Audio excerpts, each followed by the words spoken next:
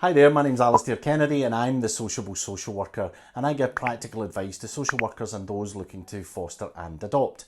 In this video we're going to look at Becoming a Carer Part 3, the panel, the final stage of your fostering or adopting journey. And if you're a social worker, stay tuned because there's some top tips in here for you too. If you like this video, give it a thumbs up, and if you're new to the channel, please subscribe. Okay, let's get on with it. So, panel. Panel usually consists of about 5 to 8 people, and I'm talking about a physical panel here, not one that's done over Zoom, because that's what's happening right now because of the COVID outbreak. So we're talking about a physical panel.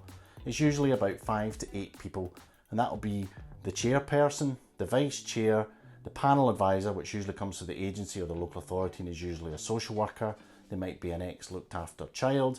You probably have a foster carer or an adopter, and you might have someone from a medical background and an education background, and there might be another social worker. So it's quite a big panel, but some people can have quite a small core of people, and it can be more an intimate panel.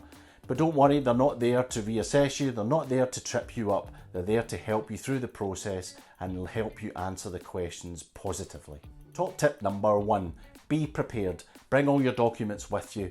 That means your assessment, bring some training documents with you, your skills to foster documents or your preparation to adopt documents, bring some of the household bills or your ID. It'll just help admin because they'll ask you for some of those details.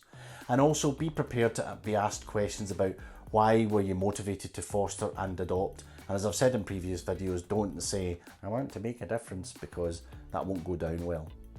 Top tip number 2, rehearse. Rehearse with your assessor. Panel is a really nerve-wracking thing for people who have never experienced it before. It's nerve-wracking for social workers as well, going in front of a panel. So I would suggest you rehearse with your supervising social worker or your assessor beforehand. Practice makes perfect. Top tip number 3, dress really well, comfortably and casually, but don't dress up like it's a job interview, if you know what I mean. I have seen so many people rock up to panel and are really scruffy, and that doesn't give the good impression at all. So make sure you're smart casual and something that you're comfortable in. And if it's a hot day, remember to bring some water with you. And top tip, switch off your phone. There's nothing worse than your phone going deloo deloo deloo when panel is on. Top tip number 4, panel is not an interview, it's a conversation. And any questions that they ask should be in a conversational style. So just take a breath, think about it. You've been through this in your assessment, you know these questions. Top tip number 5, arrive early. Scope out where the panel is going to be, where the drinks machine is. Take some time to steady yourself, settle yourself, you and your partner or you and your friend. I wouldn't bring your kids with you. I wouldn't bring too many friends with you. This is something that you need to do on your own. Tip number 7, make friends with the panel administrator. They have to be your best friend. They know the ins and outs of the panel. They know the panel members, and they'll give you some really top tips and exclusive info into how the panel works. So make them your friend, and every stage of your assessment, talk to the panel admin, and they'll help you with things like your welcome book, your safer caring plans. These are all things that you'll talk about through your assessment, but they're an important part in your journey.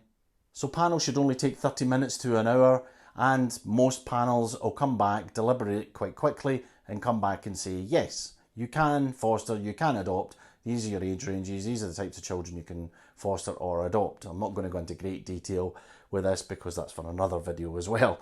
But very rarely does panel say no. If they do, just take a breath. They'll give you the reasons why, and it's not the end of the world. It really isn't the end of the world, because you can resubmit your application again. But that would be something that you would talk to with your assessor and your supervising social worker from the local authority or the agency you work with. So there you are. There's my tips for surviving panel. Now, I say surviving panel, but they're not out to trick you. They're not out to reassess. They're there to approve you. They want you to care for children, and they want you to move forward in your journey, fostering or adopting. So wherever you are in your journey, I wish you the best of luck. If you've got panel, let me know in the comments and I'll try and comment back to you. If you're new to the channel, please subscribe, and if you like the video, give it a like, and if you want notifications, ring the little bell, ding-a-ling-a-ling. Okay, thanks for your time.